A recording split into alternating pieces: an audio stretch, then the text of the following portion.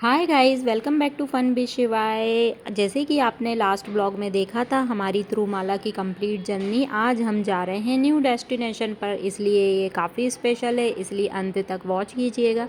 पसंद आए तो लाइक और सब्सक्राइब कीजिएगा। हमने बताया था लास्ट ब्लॉग में कि अभी हम तिरुपति रेलवे स्टेशन पर आ गए थे 5 बजे, और हमारी ट्रेन भी देखिए लग चुकी है।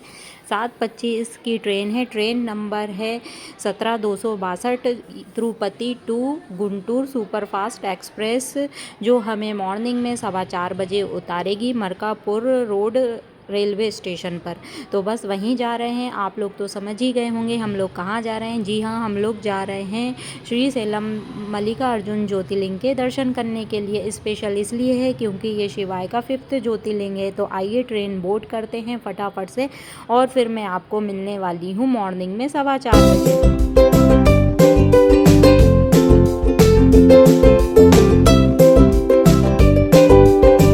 मॉर्निंग में 4:15 बज चुके हैं और राइट टाइम पर ट्रेन ने हमें मरकापुर रोड रेलवे स्टेशन पर उतार दिया है। और मेरी हालत देखिए, कंप्लीट नाइट अच्छे से नींद हो गई थी हमारी। शिवाय अभी भी सोया हुआ है। और ये देखिए कुछ नज़ारा रेलवे स्टेशन का बाहर का, काफ़ी भक्तों का रश लगा हुआ है। और श्री सेलम जाने के लिए हमें मरकापुर रोड बस स्टैंड जाना होगा। तो यहाँ से शेयरिंग में ऑटो भी जाते हैं और प्राइवेट भी जाते हैं। आप चाहे तो डायरेक्ट यहाँ से टैक्सी करके श्री सेलम भी जा सकते हैं। टैक्सी वाला आपसे 3 से 4 हज़ार तक चार्ज कर सकता है, क्योंकि अभी पीक सीज़न है। और हम लोग बस स्टैंड आ गए हैं। शेयरिंग ऑटो वाले ने हमसे 30 रुपीज़ पर पर्सन चार्ज करा था। और बस स्टैंड पर आकर देखिए सामने हमारी बस भी लगी हुई है। हर आधे घंटे में श्री सेलम के लिए यहाँ से बस निकलती है।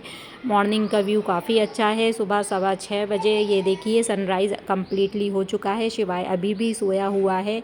माउंटेन व्यू है, हरे हरे जंगल हैं, नदी है, पहाड़ है। बहुत अच्छे व्यूज़ इंजॉय करते हुए हमारी यात्रा स्टार्ट हो गई थी श्री सेलम की ओर।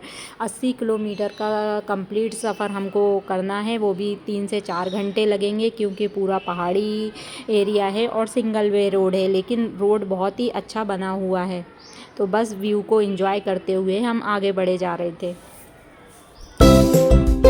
हमें बस ने 9:30 बजे श्री सेलम उतार दिया था। और यहाँ पर आकर हमें पता चला यहाँ पर उगादी फेस्टिवल का रश काफ़ी ज़्यादा था। मुझे तो पहले से पता ही नहीं था, इसलिए मैंने कोई ऑनलाइन बुकिंग नहीं करी थी। मैंने सोचा था वहीं जाकर कोई रूम बुक करेंगे। जब यहाँ आए तो एकदम इम्पॉसिबल ही हो गया रूम मिलना। ना ही ट्रस्ट वाले रूम अवेलेबल थे, ना ही प्राइवेट। जैसे तैसे हमें बड़ी मुश्किल से, जिस रूम का चार्ज 500 रुपीज़ होना चाहिए, वो पीक सीज़न के कारण हमें 3000 में मिला। बहुत ही मुश्किल से 12 बजे हम लोग होटल पहुँचे और रेस्ट करा 4 बजे तक। अब नहा धोकर हम लोग निकल गए हैं श्री सेलम मल्लिकार्जुन जी के दर्शन करने के लिए। और हम लोग काफ़ी एक्साइटेड हैं, क्योंकि हम फर्स्ट टाइम आए हैं।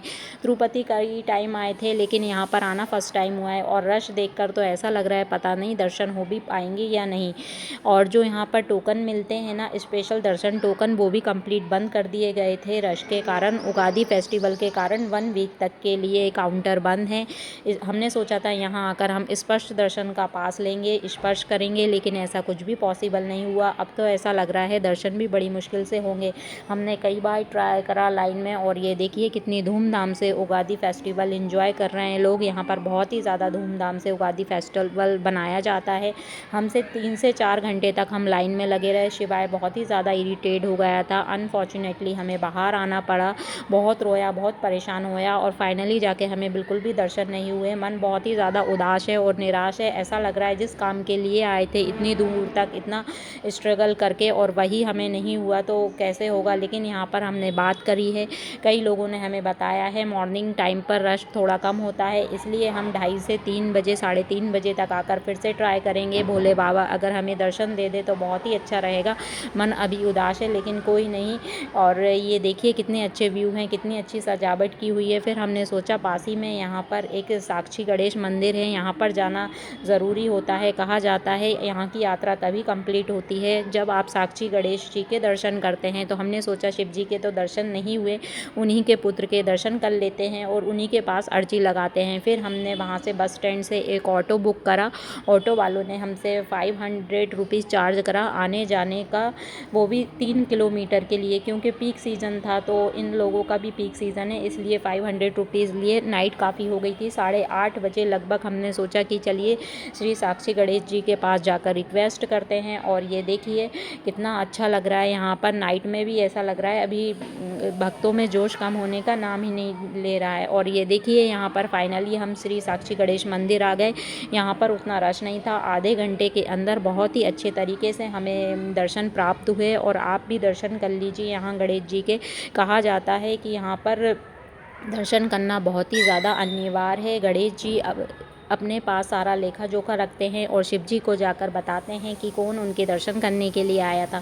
फिर यहाँ पर आकर हमने भी प्रे करी कि हे भगवान जी, हमें भी अपने पापा से जाकर बोलिए और हमें भी दर्शन दे कराने का मौका दीजिए। और काफ़ी टाइम तक प्रार्थना करी, यहाँ पर बैठे, बहुत अच्छा लगा, सुख शांति का अनुभव लगा। फाइनली मन में थोड़ी सी शांति हुई। कम से कम हमने अच्छे से गणेश भगवान के दर्शन तो कर लिए। हमें लग रहा था यहाँ भी उतना रश होगा, बट यहाँ उतना रश नहीं था।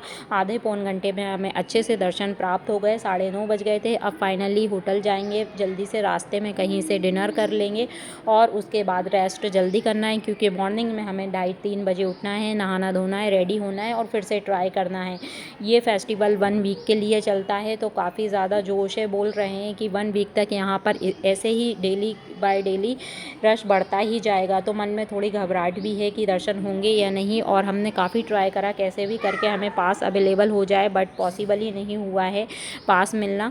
तो देखते हैं, अगर किस्मत में होगा तो ज़रूर से हमें दर्शन होंगे। अब वापस ये देखिए हम लोग यहाँ पर आ गए हैं जहाँ हमारी होटल है। और ये देखिए कितना ज़्यादा अभी भी रश है। 10:30 बजे हैं। फटाफट से यहाँ पे डिनर करते हैं। और शिवाई के लिए भी मैं साथ में लेकर आई हूँ, उसका फूड वो खिला देती हूँ। और फिर उसके बाद हम लोग होटल जाएंगे और फिर रेस्ट करेंगे। और डेकोरेशन देखिए कितना प्यारा लाइटिंग से डेकोरेशन किया हुआ है, देखते ही बन रहा था। हर एक तरफ रौनक लगी हुई थी, पूरे श्री सेलम रोशनी से जगमगा रहा था, बहुत ही अच्छा लग रहा था। लेकिन बस ये था कि हमें कैसे भी करके थोड़ा से दर्शन प्राप्त हो जाते भोले बाबा के, तो मन में शांति हो जाती। कोई नहीं, शायद हमारी किस्मत में कल का लिखा हो दर्शन करने का। और ये देखिए कितनी उमंग है, कितना जोश उत्साह है।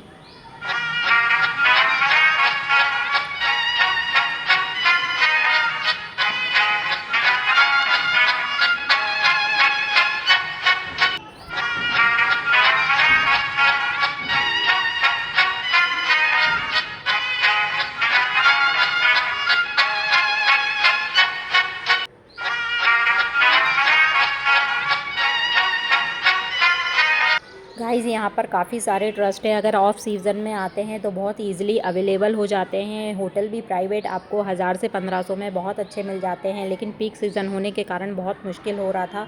और ये सामने जो आप रेस्टोरेंट देख रहे हैं, यहाँ से हमने अपना डिनर कंप्लीट करा और बहुत ही ज़्यादा थकावट हो गई थी, क्योंकि लाइन में बहुत ही ज़्यादा धक्का मुक्की भीड़ भाड़ थी। शिवाई भी बहुत ही ज़्यादा परेशान हो गया था, बाहर आकर थोड़ा सा उसे रिलीफ मिला। फिर हमने यहाँ से अच्छे से डिनर खाया और उसके बाद होटल में जाकर रेस्ट कर लिया। हर हर महादेव दोस्तों, मॉर्निंग के अभी 5:30 बज रहे हैं और हमें बहुत ही बढ़िया तरीके से दर्शन प्राप्त हो गए हैं। आप बिलीव नहीं करेंगे, शायद हमारे लक में ऐसा ही था, सिर्फ मात्र आधे घंटे में हमने दर्शन प्राप्त कर लिए भोले बाबा के। और अभी मैं लड्डू काउंटर पर आई हूँ प्रसाद लेने के लिए। 20 रुपीज़ पर लड्डू मिलता है और यहाँ पर 50 रुपीज़ वाला लड्डू भी है और 100 रुपीज़ वाला लड्डू भी है। तो बस मैं लड्डू प्रसाद लेने के लिए लाइन में लगी हुई हूँ और शिवाई की मस्ती ऑन है। और ये देखिए मैंने प्रसाद ले लिया है। यहाँ का प्रसाद काफ़ी ज़्यादा स्वादिष्ट होता है और आप जब भी आए तो यहाँ से प्रसाद ज़रूर से परचेज़ करें, बहुत ही ज़्यादा टेस्टी है। और मैंने फैमिली के लिए भी, सबके लिए यहाँ से प्रसाद ले लिया। और आप बिलीव नहीं करेंगे, हम लोगों ने 2 बार दर्शन करे, एक बार दर्शन करके निकल गए थे, 5 बजे तक फ्री हो गए थे। फिर लाइन देखा हमने बहुत ही कम थी, तो हमने सोचा चलो फिर से ट्राई करते हैं, फिर से दर्शन करते हैं। जब हम सेकेंड टाइम दर्शन की लाइन में लगे ना, तो आरती स्टार्ट हो गई थी 6 बजे तक। जब तक हम गर्भगृह के सामने पहुँचे तो हमने कंप्लीट आरती अटेंड करी, बहुत अच्छे से दर्शन हुए। आप भी गर्भगृह के दर्शन कर लीजिए। सामने ये गोल्डन कलर की जो गुम्बद है वो भोले बाबा का गर्भगृह है। और मल्लिकार्जुन ज्योतिर्लिंग इसलिए स्पेशल और अधिक इसलिए हो जाता है क्योंकि यहाँ पर 51 शक्तिपीठ में से एक शक्तिपीठ विराजमान है। ब्रह्मा रंभा देवी जी का मंदिर है, जो कि हमारे भारत में 51 शक्तिपीठ है ना, उनमें से एक है। तो साथ में दोनों के दर्शन हो जाते हैं, भोले बाबा के भी और माँ पार्वती के भी। दर्शन करने के बाद हम जब 7:30 बजे बाहर निकले ना, तो रश वापस से बहुत ही ज़्यादा बढ़ गया था। आप देख सकते हैं कितना ज़्यादा रश हो चुका है। हमने 2 बार दर्शन कर लिए, वो भी मात्र 3 घंटे के अंदर 2 बार दर्शन, साथ में आरती भी अटेंड करी। दिल एकदम खुश हो गया। और आज का दिन काफ़ी स्पेशल है क्योंकि लकी जी और मेरी 7th एनिवर्सरी है। जी हाँ, हम लोगों की शादी को 7 साल हो गए हैं और आज के दिन सुबह सुबह मॉर्निंग में 4 बजे हमें भोले बाबा के दर्शन हुए। इससे ज़्यादा सौभाग्य की बात हो ही नहीं सकती है। देखिए, बाबा की रथ यात्रा निकल रही थी तो लकी जी ने भी इसमें अपना सहयोग दिया और बहुत ही ज़्यादा भीड़ भाड़ हो रही थी। और कहा जाता है उगादी फेस्टिवल में बहुत ही ज़्यादा रश होता है यहाँ पर 7 दिनों के लिए। फटाफट से हमने यहाँ पर ब्रेकफास्ट करा, चाय कॉफ़ी की, बस अब होटल जाएंगे, चेकआउट करेंगे। तो अभी देखिए 12:30 बज रहा है, हमने होटल से चेकआउट कर दिया है। अब जा रहे हैं हम लोग बस स्टैंड, जहाँ से हमारी बस है। कल हमने बस की बुकिंग कर ली थी यहाँ पर, अच्छा हुआ कल ही कर ली थी क्योंकि बहुत ही ज़्यादा रश है। तो हमें कंफर्म 2 बस में सीट मिल गई हैं और वॉकिंग डिस्टेंस पर ही थी हमारी होटल। सिर्फ 5 मिनट वॉक करके गए और बस स्टैंड आ गया। और हमने ये बस 1 बजे हम लोग बस में बैठ चुके थे। 1:15 बजे बस यहाँ से निकलेगी जो हमें 6:30 बजे इवनिंग में हैदराबाद बस स्टैंड पर उतारेगी। वहाँ से हम ऑटो करके रेलवे स्टेशन जाएंगे और फिर वहाँ से हमारी ट्रेन है भोपाल के लिए। तो गाइज़, हमने ये बस बुक करी थी, राजधानी एक्सप्रेस बस है, एसी बस है। इसका चार्ज 750 पर पर्सन है क्योंकि पीक सीज़न है। ऑफ सीज़न 550 तक हो जाता है यहाँ का फेयर। और बस काफ़ी अच्छी थी, एकदम कंफर्टेबल। रास्ते में कहीं हम रुकेंगे तो वहीं अपना लंच करेंगे जहाँ पर बस रुकेगी। तो रास्ते के व्यूज़ काफ़ी अच्छे थे। ये सामने आप डैम देख रहे हैं, काफ़ी फेमस डैम है श्री सेलम डैम, बहुत अच्छा घूमने का पॉइंट है। और फिर कभी आना हुआ श्री सेलम तो मैं ज़रूर आऊँगी क्योंकि बहुत ही अच्छा लगा मुझे यहाँ पर आकर। और मैं आप लोगों को भी सजेस्ट करूँगी कि लाइफ में एक बार यहाँ आना तो बनता है, और क्यों ना हो, क्योंकि यहाँ पर भोले बाबा विराजमान हैं। 12 ज्योतिर्लिंगों में से एक है। साथ में यहाँ पर शक्ति पीठ भी है, जो 51 शक्ति पीठ है उनमें से एक शक्ति पीठ यहाँ पर भी विराजमान है। और स्पेशल इसलिए हो जाता है मल्लिकार्जुन ज्योतिर्लिंग क्योंकि यहाँ पर माँ पार्वती जी भी यहाँ पर साथ में विराजमान है भोले बाबा के। और ये देखिए कितनी सुंदर वैली, कितने प्यारे प्यारे रास्ते थे, मैं आपको बता नहीं सकती। इतना अच्छा कैमरा कैप्चर नहीं कर पा रहा है जितना आंखों से देखने से लग रहा है। बहुत प्यारी प्यारी यादों को साथ लेकर हमारी घर के लिए वापसी हो रही है।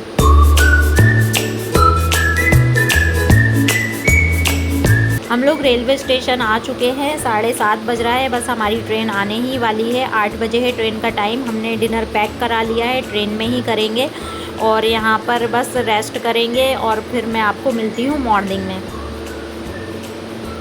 गुड मॉर्निंग गाइस, मॉर्निंग के 9:30 बज रहे हैं और काफ़ी अच्छी नींद आई। शिवाय बहुत ही जल्दी सो गया था, उसको खाना खिलाया, वैसे ही थोड़ी मस्ती करी उसने और सो गया था। साथ में फिर हम लोग भी सो गए थे और अभी मॉर्निंग में उठे हुए हैं और बस इवनिंग में 5:30 बजे तक भोपाल पहुंच जाएंगे। और शिवाय के साथ मस्ती ऑन है क्योंकि अब ये बिल्कुल भी नहीं सोएगा क्योंकि रात में बहुत अच्छे से इसने अपनी नींद कंप्लीट कर ली है। और इसके साथ कैसे सफ़र कट जाता है ना, कुछ पता ही नहीं चलता। पहले हम लोग जब अकेले जाते थे ना तो टाइम बोर ही हो जाते थे ऐसे लंबे सफ़र में, लेकिन अब शिवाय जब से हमारी लाइफ में आया है ना तो बस टाइम ऐसे निकलता जा रहा है ना पंख लगा के कि कुछ पता ही नहीं चल रहा है। तो बस यहाँ पर देखिए शिवाय की मस्ती ऑन है और शिवाय के डैडू को ये बिल्कुल भी नहीं बैठने दे रहा था। पूरे टाइम बस ट्रेन में यहाँ वहाँ इसको पकड़ने में ही लगे हुए थे। और हमने फिर रास्ते में कुछ ऑर्डर कर लिया था तो दिन में लंच वगैरह कर लिया और बस इसके साथ ऐसे ही मस्ती करते हुए हमारा सफ़र कट रहा था। और बहुत अच्छा रहा हमारा तिरुपति और श्री सेलम मल्लिकार्जुन का टूर। और मैंने पूरी कोशिश करी है आप लोगों के साथ जो मैंने किया, जहाँ घूमे, ये सारी चीज़ें शेयर करने की। मैं एक ब्लॉगर होने के नाते पूरी कोशिश करती हूँ कि मैं जहाँ भी जाऊँ, जो भी करूँ, आप लोगों को दिखाना तो बनता ही है। फाइनली हमारी ट्रेन ने 5:30 बजे ऑन टाइम हमें रानी कमलापति रेलवे स्टेशन भोपाल पहुँचा दिया है। फटाफट से रेलवे स्टेशन के बाहर जाते हैं और कोई ऑटो पकड़ते हैं और घर को जाते हैं। थकावट तो बहुत हो गई है लेकिन बहुत अच्छी मेमोरीज़ बनी है और बहुत ही अच्छा रहा हमारा ये 8 दिन कैसे निकल गए कुछ पता ही नहीं चला। देखिए शिवाय सोया हुआ है और ये रानी कमलापति रेलवे स्टेशन है और ये था मेरा ब्लॉग श्रीशैलम, तिरुपति और तिरुमाला का। अगर आपको मेरी ये सीरीज़ पसंद आई हो तो प्लीज़ लाइक और सब्सक्राइब कीजिएगा। आपके लाइक और सब्सक्राइब से काफ़ी ज़्यादा मुझे मोटिवेशन मिलता है और मैं पूरी कोशिश करूँगी आप लोगों के लिए ऐसे न्यू ब्लॉग लाने के लिए। आगे कुछ मैंने पिक्चर्स वगैरह शेयर करी हैं। तो बाय बाय फ्रेंड्स, मिलते हैं नेक्स्ट ब्लॉग में।